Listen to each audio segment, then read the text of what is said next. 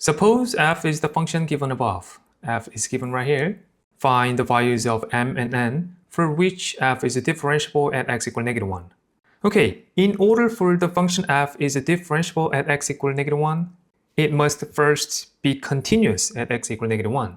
So at x equal to -1, this function must be equal to this function right here. So m times -1 minus 2 must be equal to 4 times 1 squared plus n. So minus m minus 2 is equal to 4 plus n. And if we simplify this, that's going to be -6 is equal to m plus n.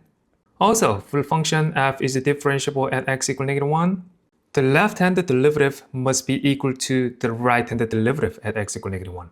So let's write f prime, the derivative of f first.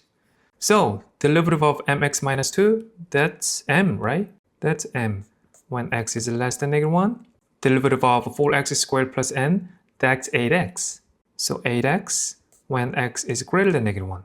So at x equal to -1, left-handed derivative m must be equal to right-handed derivative a times -1. So m is equal to -8. And if m is -8, what's n? N is equal to 2.